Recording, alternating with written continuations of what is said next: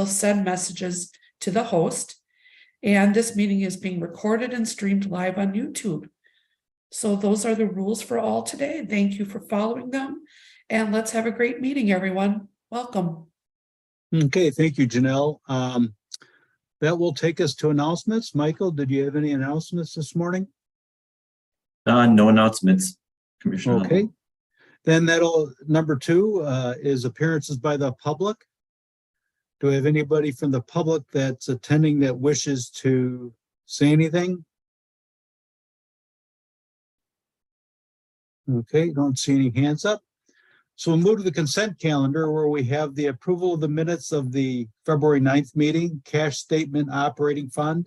We have 2 new construction projects for sanitary sewer extensions.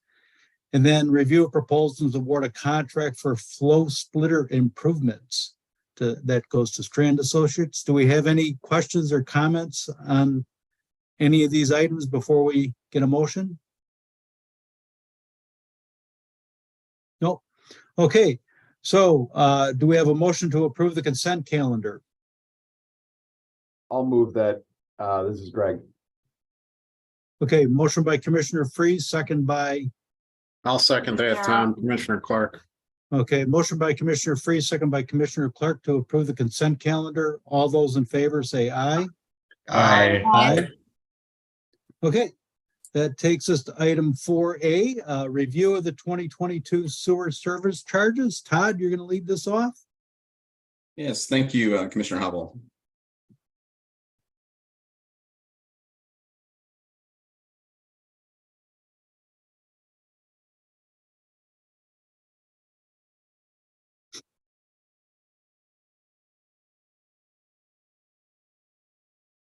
My screen showing okay?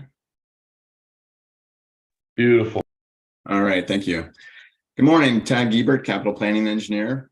As Commissioner Hubble noted, today's agenda topic is to review the collection of sewer service charges for 2022.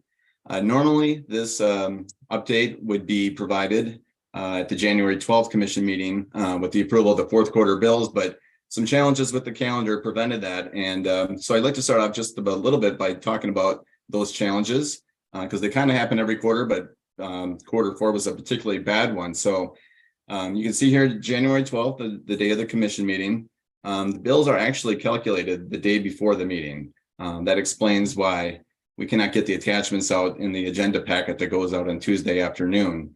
So backing up a little bit, each quarter we have about 4,000 data points that go into the calculation of the bills, and these are all housed in a database.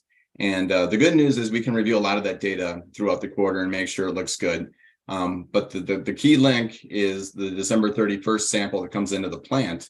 In this case, the CBOD test didn't start until Monday, January 2nd, and went all through that week since it's a 5-day test.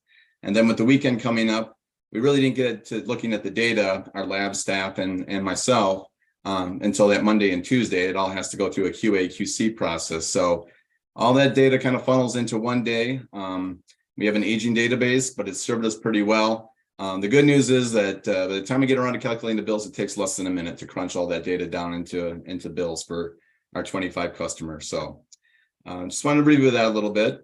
But jumping now into the charges for 2022, you see here, actual revenues for the year came in at just under $46 million. This was $411,643 below the budgeted amount. And then just above that is the differences by quarter. And like 2021, these differences were pretty uniform. At first glance, this may seem like a good thing, but it actually suggests a problem. And that can be more clearly seen in the next slide. So these red bars are, again, those same quarterly differences. We were down in the first quarter, roughly broke even in the second quarter, and then down in quarters 3 and 4. And then what the blue bars show is what history has, our collections by history. So in other words, over the past 5 years, in the first quarter, we are typically down because that's a drier month. We don't get as much, wet weather into the sewers. And then quarters 2 and 3, though, we should rebound and be above budget by quite a bit, 2 or 3%. And then same thing to a lesser degree in quarter 4. And that just didn't happen last year. And that's largely, again, a case of that moderate rainfall and the way in which we received it. And I'll talk a little bit more about that later on. So how does 2022 compare to previous years? This is looking back now 10 years, actual versus budgeted charges. And you can see that 7 out of the 10 years we've been above budget, in some cases by quite a bit. And in 3 years we were below. And again, the effect of the seasons can be seen or in the weather on our charges. 2015, a very dry year, we were quite a bit below budget. And then conversely, wet years of 2016 and 2018, we were well above budget. And then 2020 and 2021, I would say, are anomalies due to the COVID pandemic and not representative of what we've seen over the last 10 years. So back to 2022, this table is in the commission packet. What we're showing here is the 7 billable parameters and the actual values, and then the budgeted values right next to them. The thing I want to highlight shown here is the volume. We had budgeted for a volume last year of 39 million gallons per day. Flows came in at just over 36, so we're 7% short there. On the other side, CBOD came in at 8% over budget, but then the other 3 pollutant parameters and the 2 fixed parameters were just about right on budget. Looking at the same thing monetarily, again, the 5 of the parameters essentially net zero, very little difference from budget. CBOD up $500,000, and then of course the big culprit here would be volume, over $1 million below budget. So at first glance, you might think that we were under budget because we had a very dry year, but that's not the case. This chart shows accumulated precipitation in the Madison area going from January through the end of the year. The blue line shows the highest year in 1881, and then the red line is the lowest, but what we need to focus on is the green line here. Normal precipitation in the Madison area is about just over 37 inches. And last year we had 37.38 inches, so a very normal year by all standards. The other thing to note here is the shape of this curve. Not a lot of spikes, just very gradual rainfall throughout the year, and that helped to keep flows down as well.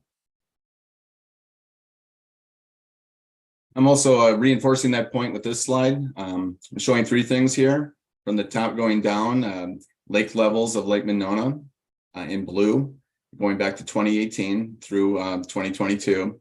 The green line is flows to the plant, and then the red line is annual precipitation.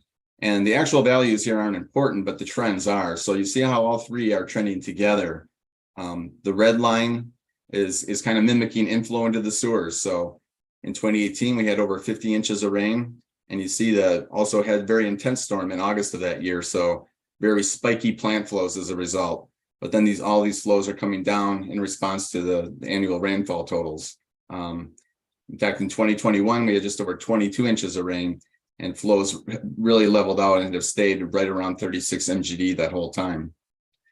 Also, the other component of I&I, infiltration, is kind of mimicked by the lake levels and the groundwater levels. Again, the same trend since 2018, consistently going down. The BOD surplus can be seen here. It would be represented by, in 2022, between the budgeted value shown in blue here and in the red line, our red dots here, showing the quarterly values. So in 2022, we set the budgeted value at what we saw in 2021, which was about 94,000 pounds per day to the plant. But then right away in 2022, it took a sharp jump up, and it was about 6,500 pounds per day more than we had budgeted. If that were just people contributing that amount of BOD, it would be about 40,000 people. So we think there's something larger at work here than just population increase. It's likely a large commercial or industrial customer either expanding their operations or changing their operations in some way. And certainly industrial customers are capable of doing that. We certainly know industrial customers that generate by themselves 3,000 to 4,000 pounds per day of BOD. So looking at our owner community service charges, as you would expect, a lot of them are right around 100%. The 3 exceptions I've noted here, highlighted in yellow, and they're all brought about by the town of Madison annexation. Obviously, the town of Madison, their charges were well below 100%, just because they're only operating 10 out of the 12 months of the year. And then, of course, some of their charges went to the cities of Fitchburg and Madison, and Fitchburg's increased, I think, about an extra percent due to that change, but Madison was still under 100%, even with the additional customers. The annexation did cause us some additional work in the fourth quarter, for sure. What we're showing here is the blue parcels are the town of Madison parcels that went to the city of Fitchburg. And then the yellow ones are the ones that went to the city of Madison. For the most part, things got simpler with the annexation. We were able to remove 3 field monitoring points, mainly in these areas that went to the city of Madison, kind of in the Park Street area.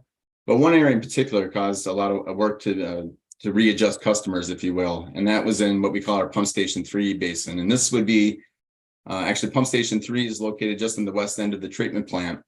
And the reason it caused a problem is that there's both Fitchburg customers and Madison customers in this basin now. So we had to apportion which customers, how much of each of the basin went to each of the 2 municipalities. So to do that, we looked at water records from both Fitchburg and Madison utilities. And I want to thank them for their help in providing all those records, because there was a lot of work to crunch through all that data. But we got it done, and we got a good result. So I'd like to wrap up with just talking about what this change might mean.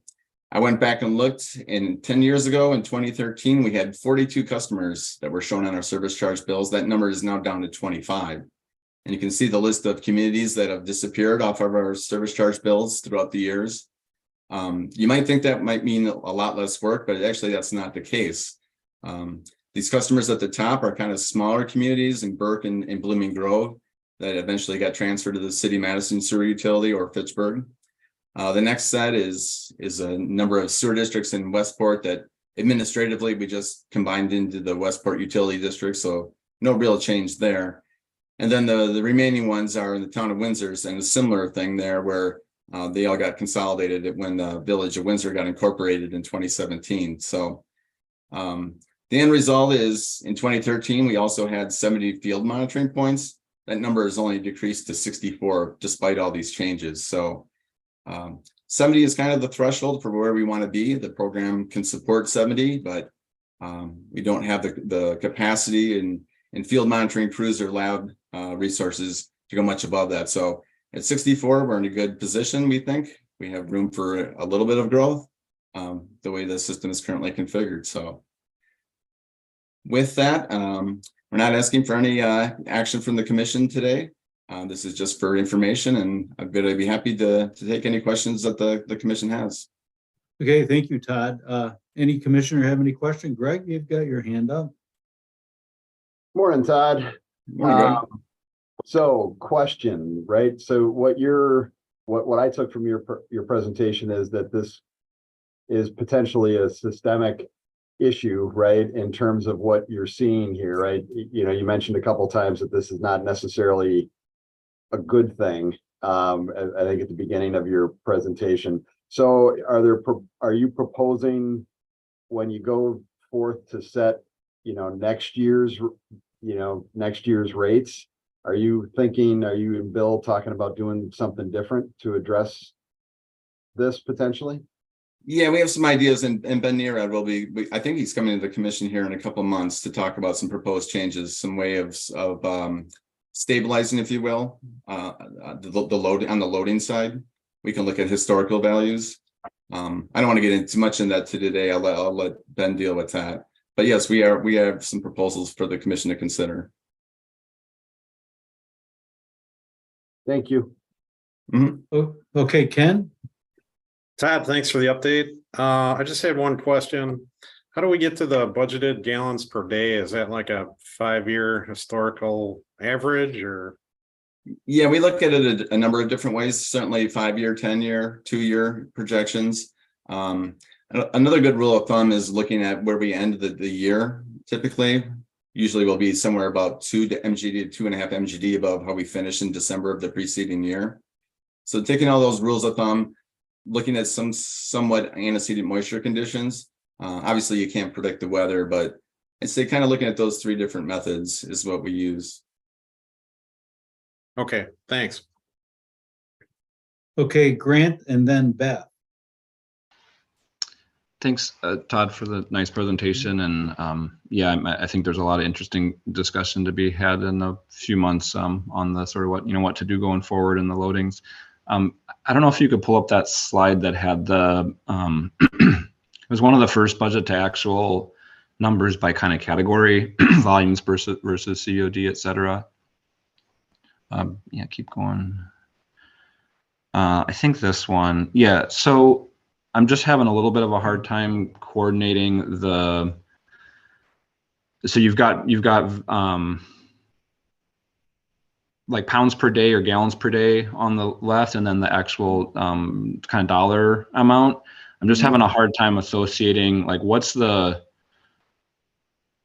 of these categories which one are we sort of charging more for? Where does the variability show up the largest? I guess maybe is a way of asking it. So is it if you have a certain 10% difference there or something in volumes, it's minus $1 million. But what was the total budget amount for that? So is it a 10% off of what was budgeted, or do you understand what I'm asking?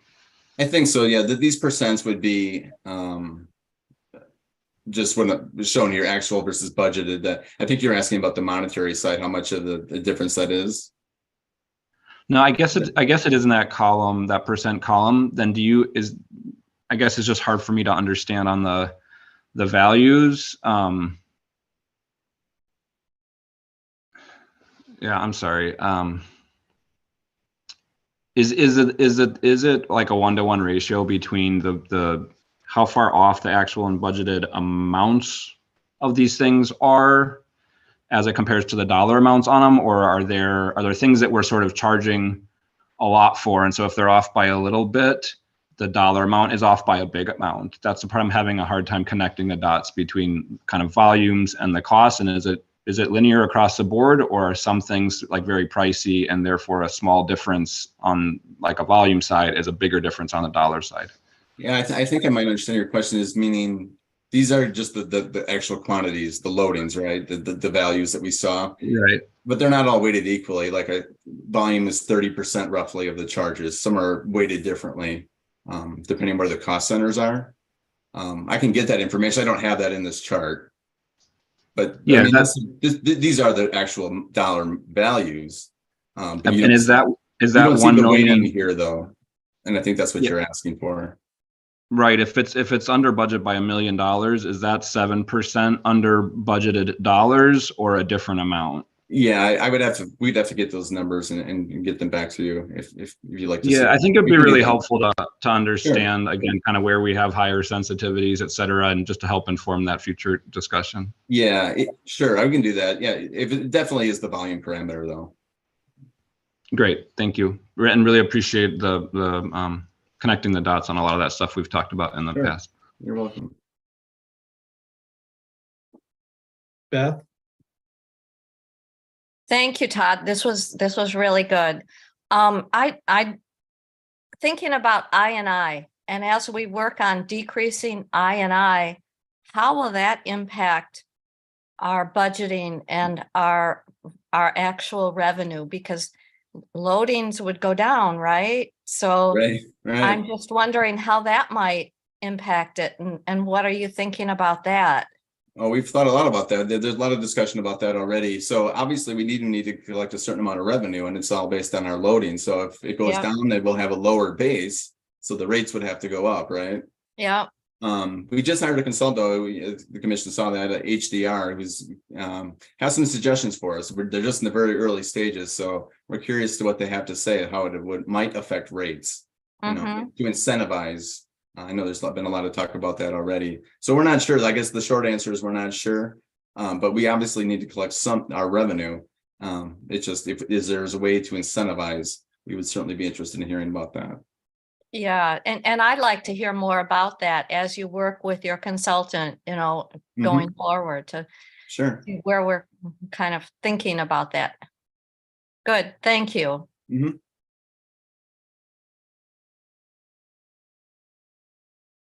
Okay, anybody else have any questions? Okay, I don't see any other hands up. Thank you very much, Todd. All right, thank you. That's informative. That will take us to Michael's gonna do his debrief on his greenhouse gas tour. Okay, hang on here. I'm going to share my screen.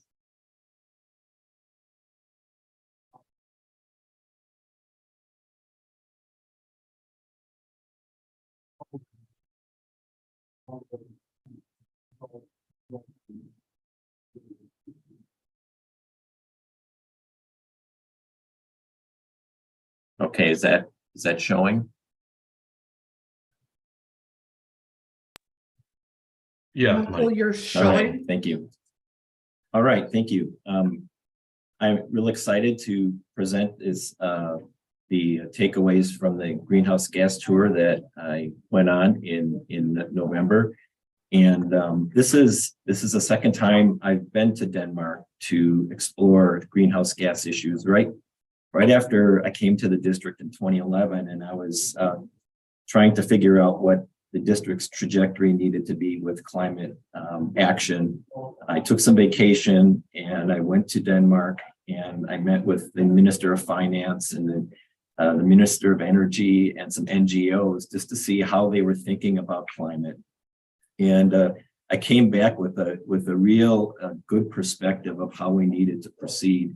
And what wound up evolving is we did and Commissioner Hubble and Meyer will remember, we did the energy optimization and baseline plan in 2014 to get our arms around where energy is coming from and impacts are, and what are some things we can do to optimize operations.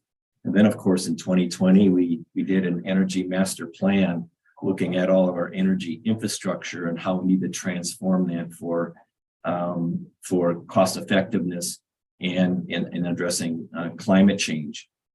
So those are the pieces. And now with the commission setting a goal of having a climate mitigation plan, which is to set some goals and some monitoring for how we're going to move this and take it to the next level.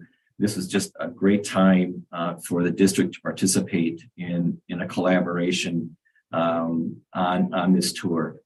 A little bit of context about Denmark, because it's really important as I start to share some of the things they're doing, why they can do what they do. Denmark is a culture of consensus, and politics sets the tone for everything, just like it does in this country. There are 14 different parties in parliament, and no one party can rule. And so it requires multi-party coalitions to get any work done. There is a high level of social trust. People trust each other, they trust institutions, they trust even government, and they trust the private sector. And this allows for a big investment in social equity and a deep sense of responsibility to care for the environment and people. There is a very incredible social safety net that basic needs are met and for those in the community. And the tax rate is high. They have a 50% tax rate. So there's a stable funding source, and they have extremely high energy costs, which creates a lot of incentives by utilities to do things because the cost of energy is just so expensive. And then, of course, with the overwhelming trust in public institutions, it allows them to take risks that others that we can't do in the States without getting a front page headline article. This is a picture of bike parking in Denmark. In 2011, they had a flood in Copenhagen that flooded the city out, and they developed a cloudburst plan. And while this looks like bike parking, underneath it is stormwater detention. And so what I was really drawn to was in Denmark, everything has multifunction. And so here is bike parking, but it's also used for stormwater management. Denmark is a very small country. they're only a small part of the global population in the global greenhouse gas emissions. So, you might ask, well, why is Denmark so interested in having us hosting US cities to come out and learn about what they're doing around greenhouse gases? Well, this map tells the story. They're going to be, as a country, carbon neutral between 2030 and 2050. And that's not going to mean much if they cannot bring, or the rest of the world doesn't come along with them.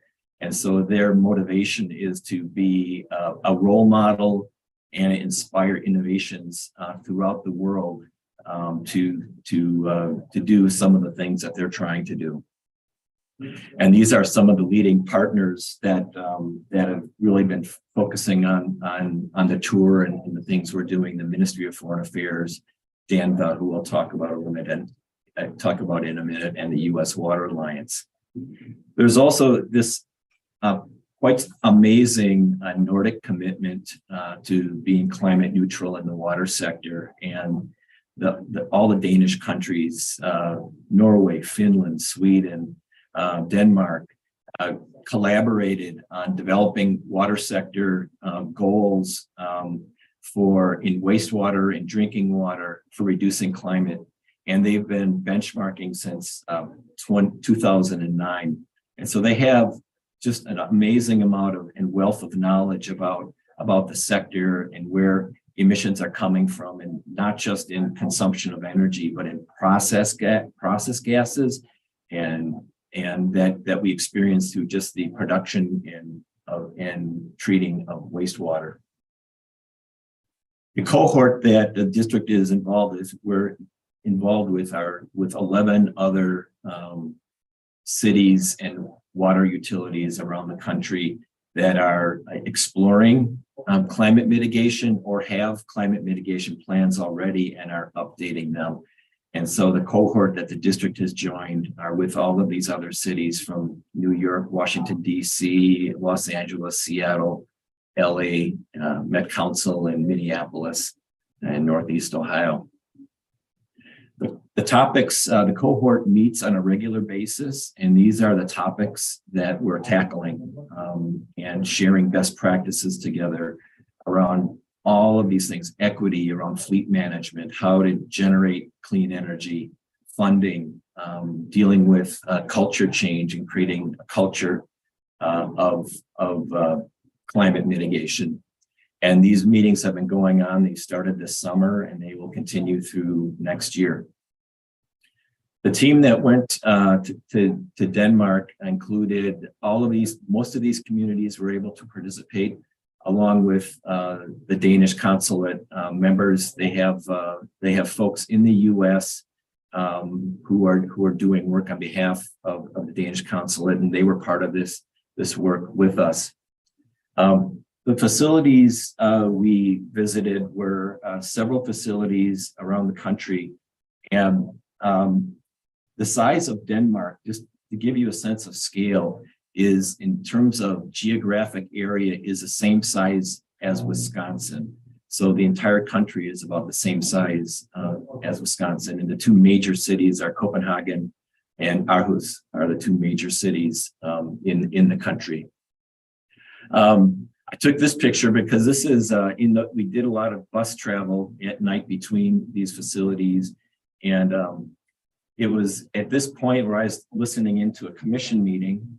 They had Wi-Fi on the bus when Mike Lipsky and Matt Seib were presenting the employee handbook, and so I was able to and Kim Miller, and I was able to plug in for a part of that meeting, and it was just so interesting to be able to connect with a commission meeting and be in a completely different country and in a different time zone. And then we did take ferries to get across the divide to get to different places. There are some things that came away with that are strengths that we can build upon, and strengths that we have that the Danish utilities have, And one is our culture of leadership and holistic thinking. And that is what we're striving to build at the district. And that is something that is absolutely critical to make any progress on climate mitigation. The word they use is that a wastewater manager is an energy manager. And those two are synonymous and have to work together. And RCM and operations. I learned that 70% of climate reductions happen at the operations level, that happen by decisions about replacing infrastructure and how the plant is operated and how our whole collection system is operated. So our operators and mechanics and planners have a key role in getting us to mitigating our climate impacts. And reliability centered maintenance is the data portion of it. One of the things that the Danish utilities are very good at is digitization and using data to make decisions in real time about operations and retiring assets. And then the third thing, and this actually surprised me a little bit, was around governance. And this is where actually the district might be ahead of some of the utilities. Many of the utilities are still under the governance of cities, and they're transitioning away to independent governance structures, such as the district. We are a standalone utility because it provides more agility and ability to make decisions and address mitigation work and take risks. And so that is something we have really working in our favor here at the district, is our governance structure, RCM, and our culture. One of the things, this is the road to Nye. This is one of the a brand new concept subdivision that was built. And this is the bus. I'm in the front of the bus here, and the community is right off to the left. And it's a new development that's really focusing on sustainability. And this is the first phase, and the farm agricultural land will be the second phase. And the city really had a vision to create a new water-wise urban district where citizens can live effortlessly through sustainability. And this was a collaboration between their EPA, the city of Aarhus, and the utility, and a developer. All three of them came together to make this development happen. And this is one of the catchment areas that is used to capture water and reuse it in the system that I'm going to share more about. We learned that what they have done is they are capturing rainwater from their roads, and they are treating it at a high level and using it in the 650 units in this subdivision to reduce their reliance on groundwater supplies. And this is a picture of one of those capture areas. To the left are some of the housing, and to the right in that white structure is the treatment plant that is owned and operated by the water utility, and they are treating this stormwater and using it to pipe it back into all of these units.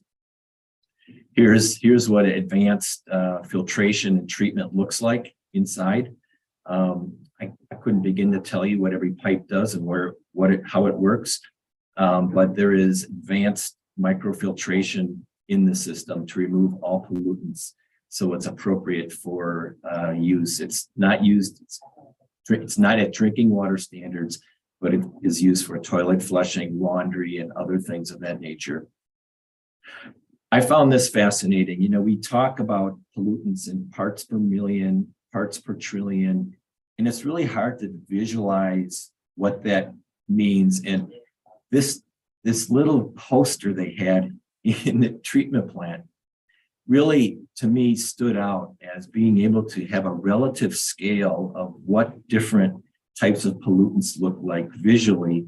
from a different size. And I just thought this was a great way of communicating, and it's something that the utilities in Denmark do a really good job of doing. These units are set up for young families. They're 1,200 square feet. They're set up for empty nesters. They're affordable housing. Affordable is about $470,000 for a 1,200 square foot. And according to the folks from Denmark, that is affordable. And from this doorstep, you can walk to a train station, which is about a 5-minute walk, and be in the city of Aarhus in 25 minutes. So it's even though it's out in the country, it's very accessible to downtown for those who are commuting for work or using downtown for services. There is a market right in this community. It's a gathering place. They have a daycare, and then they have a fresh farm market right there for produce. So it's a complete holistic development. We then moved to a water utility, a drinking water utility. And this was a new design concept here of showcasing public infrastructure. And, you know, we have done a good job of bricking up our public infrastructure so the public can't see it for security reasons. But in Denmark, they create openness so the public can see their public investment and can see where their rate dollars and their water money is going to every day. And when you go in these facilities, they're spotless. Now, of course, this is a drinking water utility, but I've toured many drinking water utilities in the US, and I've never seen one as clean as this. Even they made us all wear boots as we walked around in every facility. We went to a really interesting treatment plant, Solrød, and this was a first of its kind environmental park wastewater treatment plant.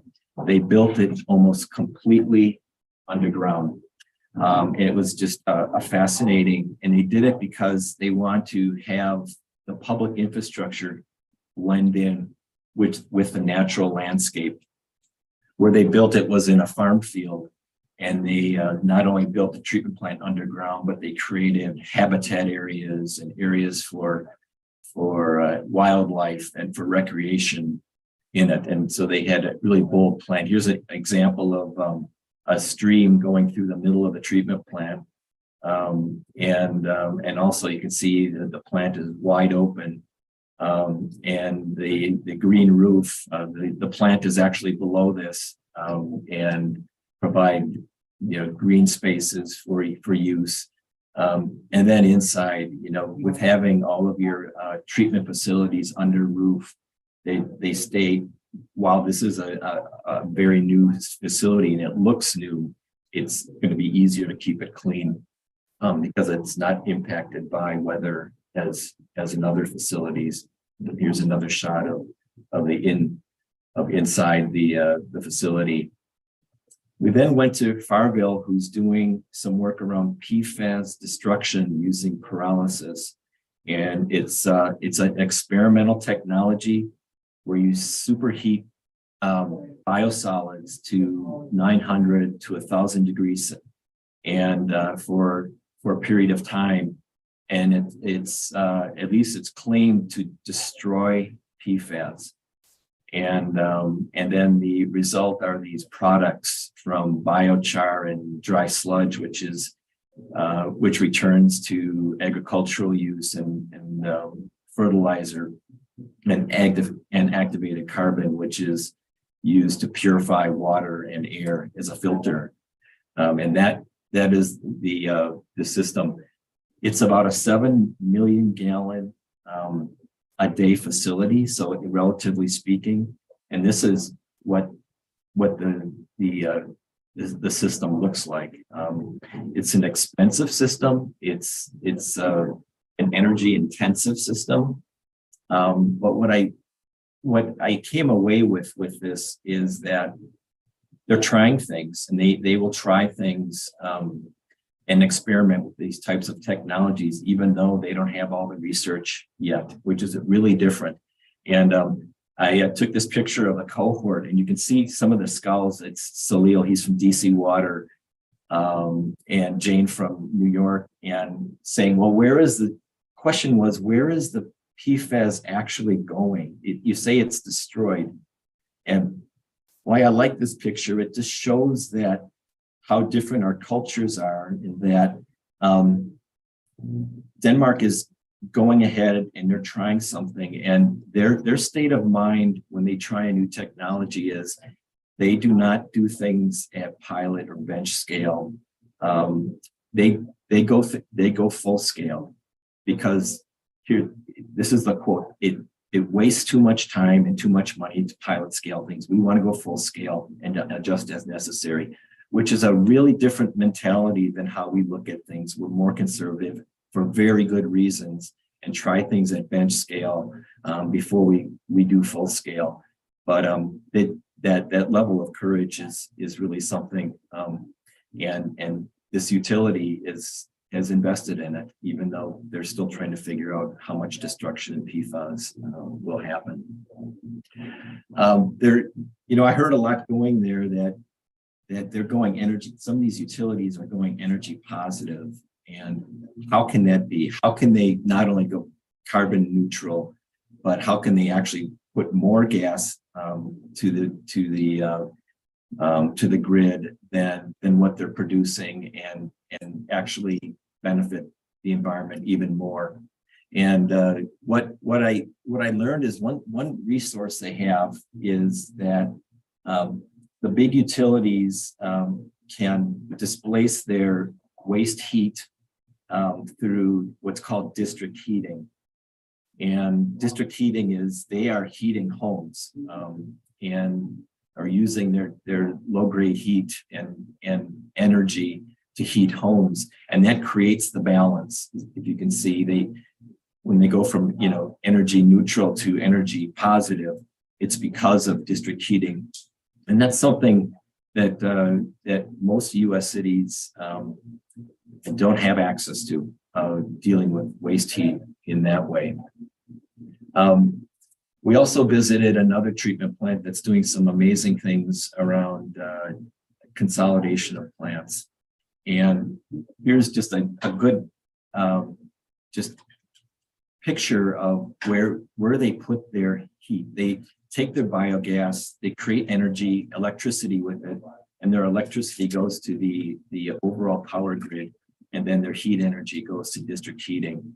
So they too are not using their electricity internally. They are exporting it and selling it to the grid. We had a wonderful tour with Lisa Hughes, who's the wastewater recovery superintendent, and we're actually scheduling another meeting with her coming up next month, a Zoom call, because we learned so much of some of the amazing things that she's doing with her staff around transforming their utility. And first, they're moving towards things like improving efficiency. Some of the things we're working on, moving from blowers to turbo compressors. This is, and they're looking at process optimization, things we're looking at, but they're really focusing on process optimization. And then they're using these turbo compressors, and this is compared to what we use. So this is one of our blowers. It's in our capital plan. Our east and west blowers are scheduled to be replaced in the next couple of years. It's $20 million. And this is just the example of the simplicity, and there's less equipment, and these units are smaller, so you can adjust your energy use and your compressor use based on flow, which is really something they do really well. But the really innovative things is they're consolidating their plants, and they really take the precautionary principles seriously, and they which is if something could possibly happen, let's plan for it. even though we don't have the data that says it's going to be a problem. And they're seeing, they're trying to limit how many plants they have, because when they do that, they can control fewer discharge points. And then when new regulations come or new pollutants that they need to address, it's more economical to deal with it on a big scale in big plants instead of a lot of smaller plants. And so they have a plan of consolidating to 2. And we were there and they were even talking about maybe consolidating to 1 plant. The way they're doing this is they put out an RFP to the private sector. And they said, we have these innovation challenges of what a successful consolidation plan looks like. And there are a couple really, they're all very interesting. What I find is innovation number 9 is they want to be a fully automated plant where people don't have to be in contact with dirty or dangerous materials. They want to coordinate with the private sector to help them do this and provide new revenue sources. And so they put these innovation challenges out in an RFP, and now they're going to see what types of proposals come in. So I thought this was a really interesting way to put out an RFP through different types of challenges. While I was walking along, walking around at some of these facilities, I had a chance to see the workspaces. Like the district, we're thinking of a post-COVID future, and they are using shared workspaces. There are rooms for quiet work. There are rooms for collaboration work. And I talked to some of the staff and they're adjusting to it, and it's a big change from what they're used to. And they've built more collaborative spaces for team building and team type problem solving. And then finally, their lunchroom, because they want to take care of all of individual needs first. They really focus, they provide a full lunch and break meals for staff. It's something that we saw at every utility. I'm not advocating that we do that here, but they provide meals for all staff. And this little quirky innovation, you see the chairs on the table, they hook up to the table itself so they can sweep underneath it without moving chairs around. It's just those little things that you see when you're walking around. So what's next? This is my last slide, and what do we take away from all of this? And the key is really going to be focusing on these 4 or 5 things, and that is focusing on the workforce.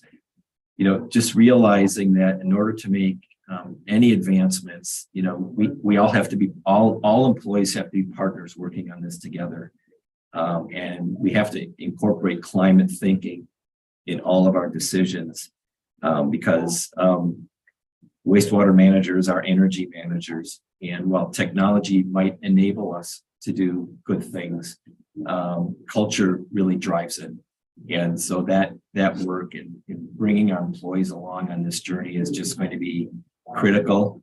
Our CIP also is going to be critical. We had the Energy Master Plan. We're looking at large scale solar. We are looking at renewable natural gas and putting that back to the grid. I had a meeting with the CEO of MG&E this week, Jeff Keebler, and he reinforced a commitment. They've studied our energy plan, and they said, we want to work with you. We need renewable natural gas for our portfolio, and we want to find a way to make that happen and work on the large scale solar project. So we have a motivated partner with MG&E to work on those elements. We also need to create drivers for investment. And because we need a vision that's plain spoken and is honest and attainable. There are a lot of big visions out there, and what we're learning in the utility sector is if you put timelines on things, you may not be be able to meet those commitments. What's more important is to make steady progress and be able to demonstrate steady progress. Rating agencies are like Standard & Poor's and Moody's are looking at utilities, and from a standpoint, they want to see progress, but a big goal is not necessarily as important. And some of the utilities that I'm working with in Cohort are starting to think that way too, is move to an energy climate neutral and make steady progress. The other things we have to do is continue and do baselines and benchmarking and start to report our progress, both the progress we've made and the progress we're making along the way to build owner community support for this work that we're doing. And then of course we have to share our best practices, which is we're all learning this work and we're all in this together in terms of the utilities. And there's a lot of great things going on out there, and we have to continue to plug in. And then the final next step is we'll be returning to you this summer with some ideas around process and where we are with the development of our climate mitigation plan. We're in the heavy research mode right now, seeing what's out there, seeing what others are doing. We've been consulting with experts, and we'll be returning to you with a few ideas on next steps this summer. So with that, President Hubble, I'll pause and see if there's any comments or questions from the commission. Okay, thank you, Michael. Sounds like a very interesting trip that you had and gathered a lot of good information.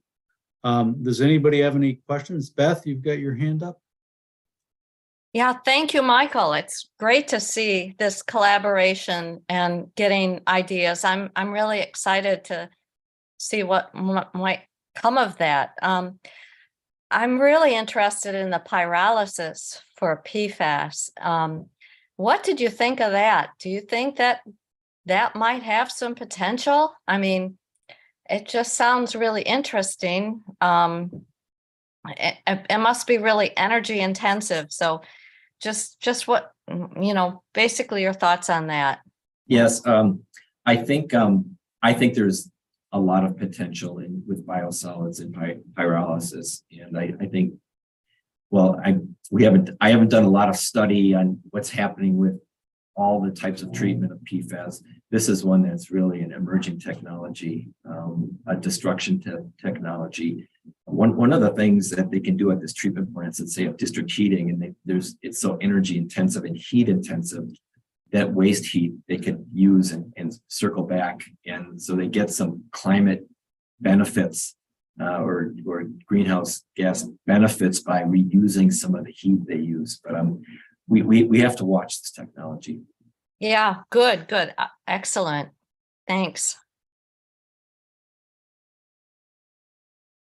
Okay, anybody else? Michael, Grant, you have your hand up?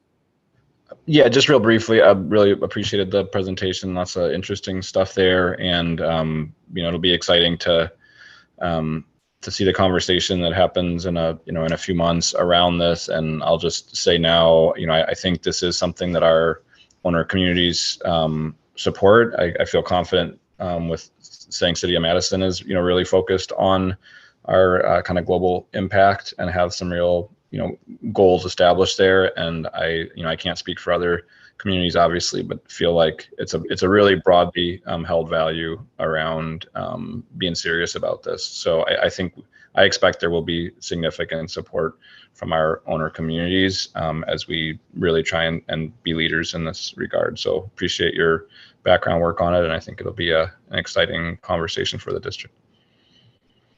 Okay, thanks, Grant. Michael, I had a question. Do you know what a comparison of their loading and pollutant levels are compared to what we have? Are we similar, or they tend to be more restrictive or less restrictive than us here at MMSD? Their loadings will vary depending on industry that they have. So that will have a big difference. But I didn't look specifically at what their specific loadings are.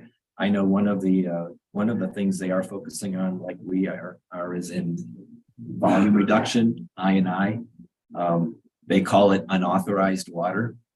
And that's part of their climate mitigation strategy, is to reduce unauthorized water in their system, because their country, you can see how it's surrounded by a lot of water and high groundwater.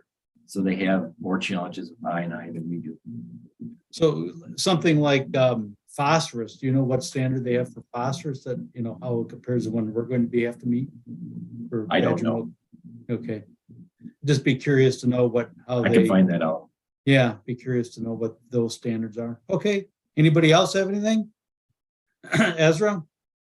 Just real quick, picking up on that, Tom, it did, Michael, I, not knowing what to expect, sort of went into it open-minded and wondered if there might be a really different ways of treating, wastewater, but really it looked like advanced secondary biological treatment, very similar. We saw clarifiers that looked like ours. It seems like fundamentally it's a pretty similar approach. There are some differences like district heating that you mentioned, but yeah, I mean, I think the innovations they're not sort of throw the system out and start over with something wholly different. It's a very similar, generally speaking, similar approach where you could, take some of these examples and work these kinds of things into the way we do things as we're replacing infrastructure and that kind of thing. So I was struck by that relative similarity, as opposed to being just dramatically different. One of the things that's true. One of the things where we may be a step ahead is the research we've done on low dissolved oxygen treatment, and that's in our liquid processing facilities plan. And phase 2 is looking at a side stream and looking at a pilot test of that research we've been doing for almost 5 years now, and that could really provide a reduction in our energy consumption if it proves to be a successful technology for us. And once again, this is operations and running the plant where we can really make some big differences. Thanks, Michael. Excited to hear more about the climate plan as it develops this year and at future meetings. Yeah, good. Well, a good presentation. Anybody else have any observations, questions, or comments? Okay, thank you, Michael. That will take us to item 5, where Michael, you're up with the CED report. I am a couple things to report today.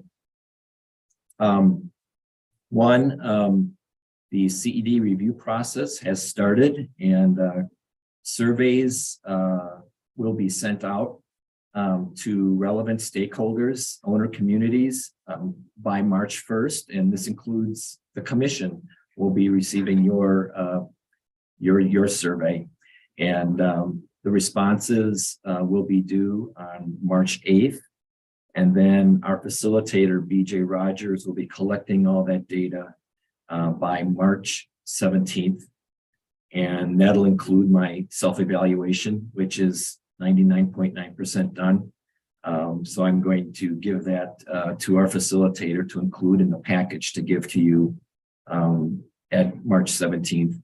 And then that data will be reviewed and reported to you on April 13th.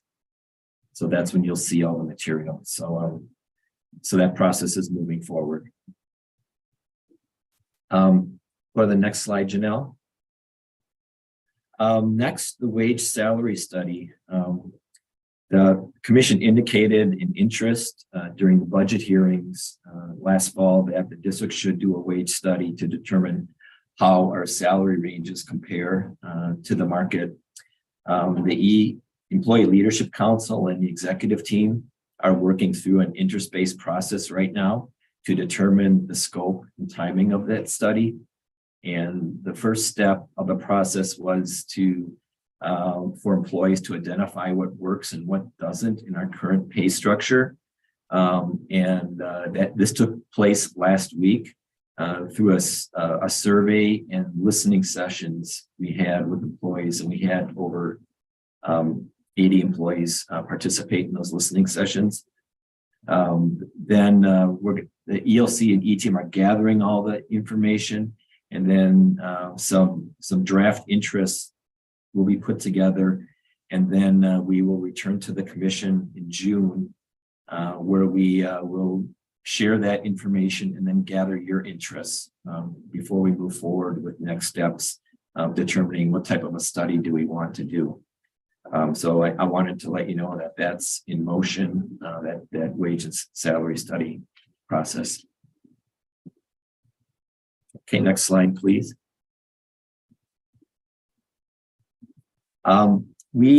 District's new operation and maintenance workforce development program launched in 2022 and is already starting to gain some national attention.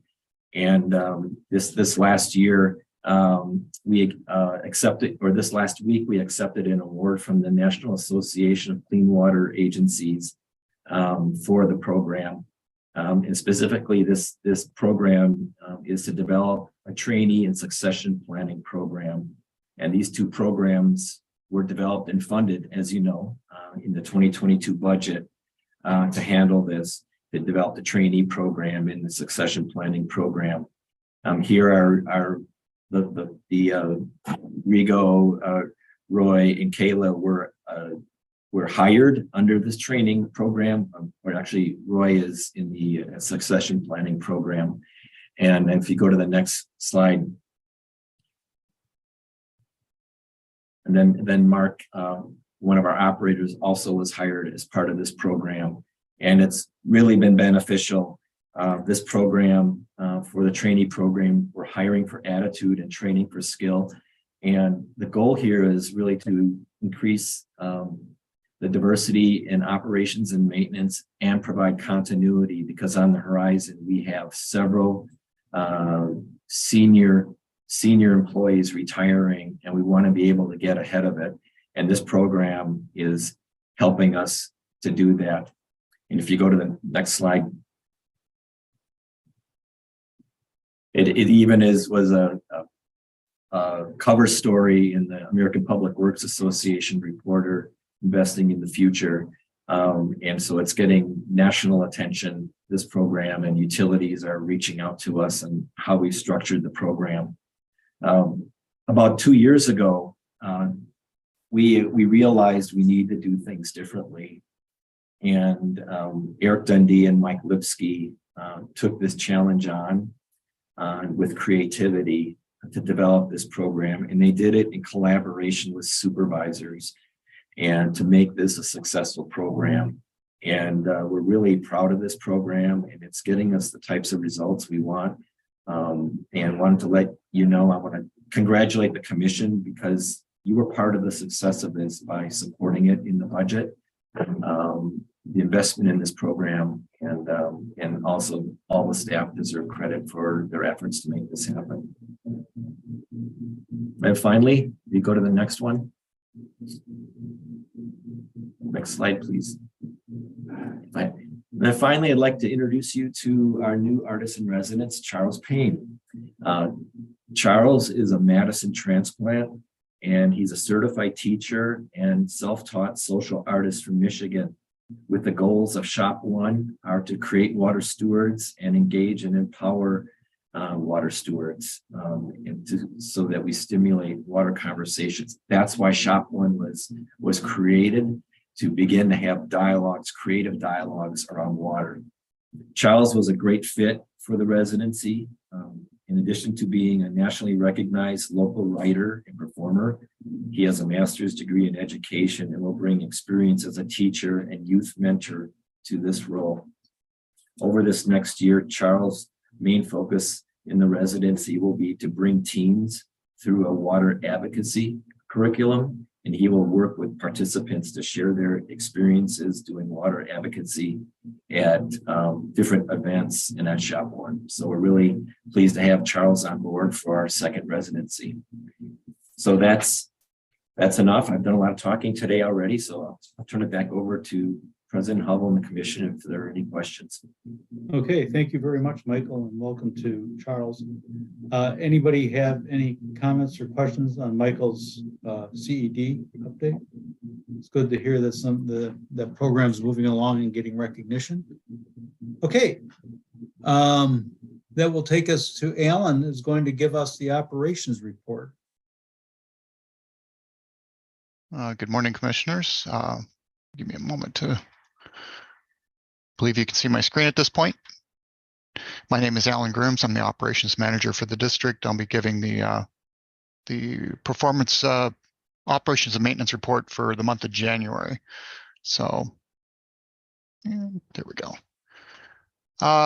Looking at the effluent metrics, how the ultimate plant performance, what we were putting back to the environment, everything looked really good overall. I'm not seeing your screen, Alan. I don't know if others are seeing it.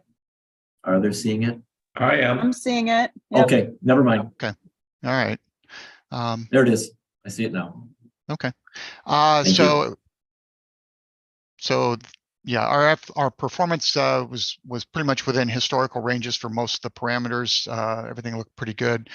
Phosphorus numbers are a little bit lower than our 3-year average.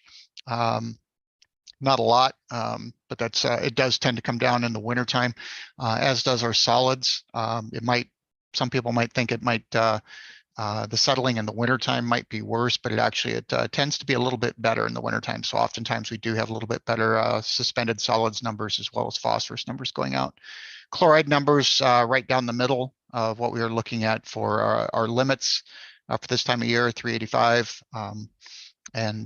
Yeah, as we've said several times before, there's really nothing we can do within the plant to control that. Those control measures are largely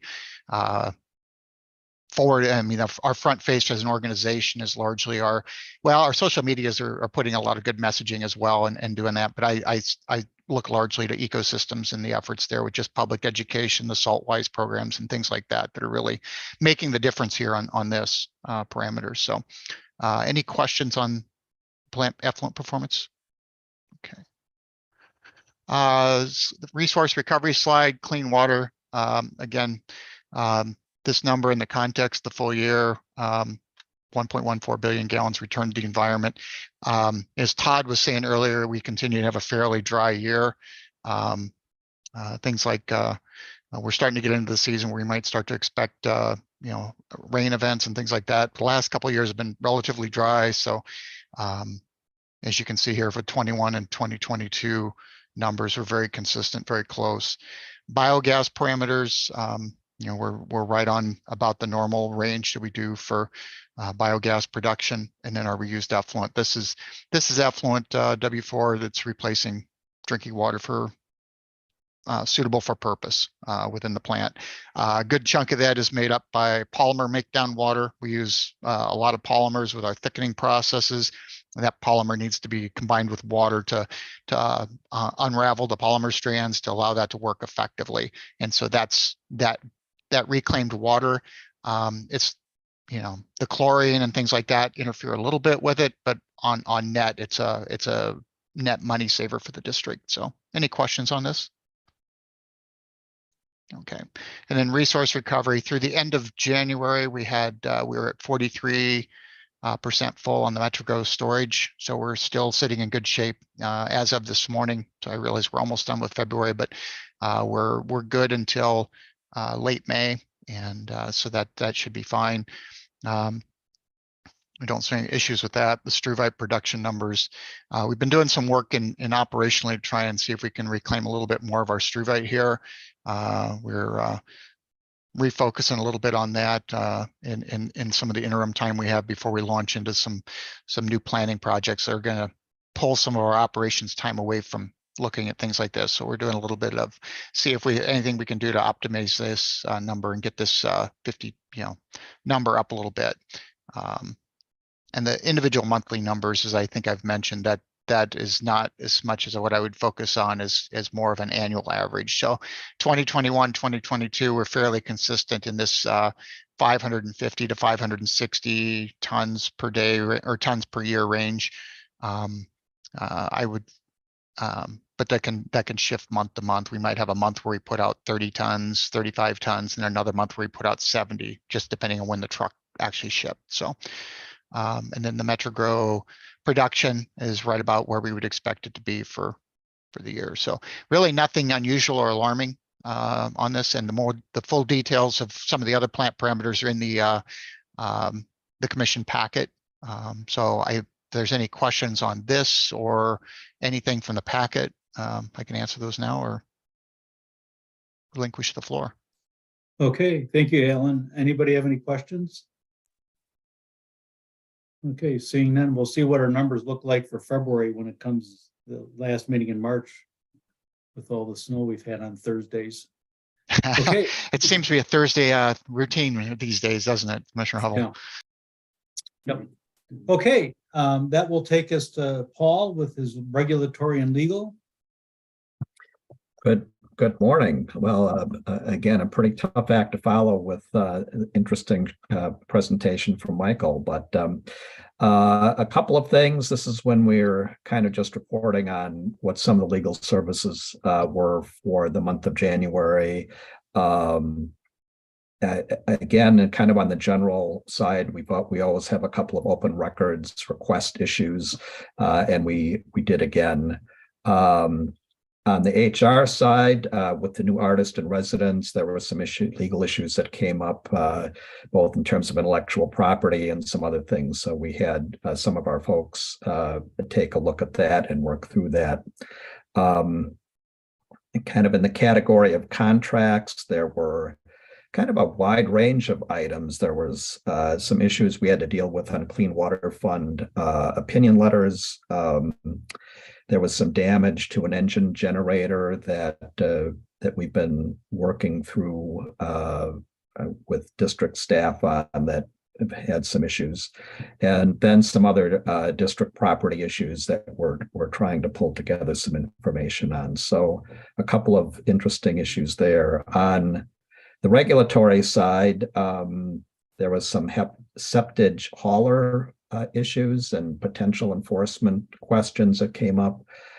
There continues to be some issues with the lagoon sampling as part of EPA's 5-year review of that facility, and then a couple of SSO and CMOM issues.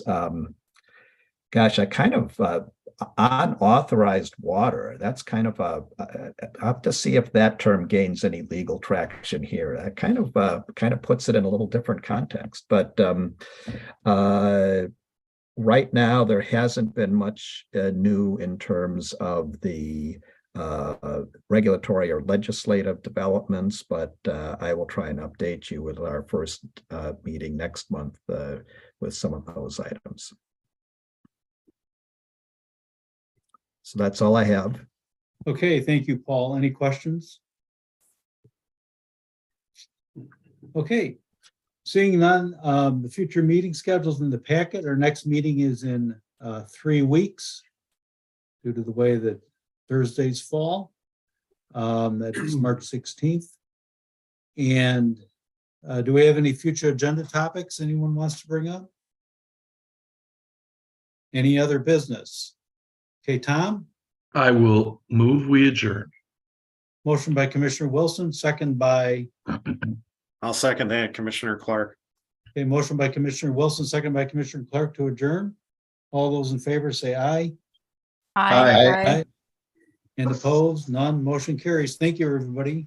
Stay safe. Take Nice care. presentation, Michael. Thank you. Thank you.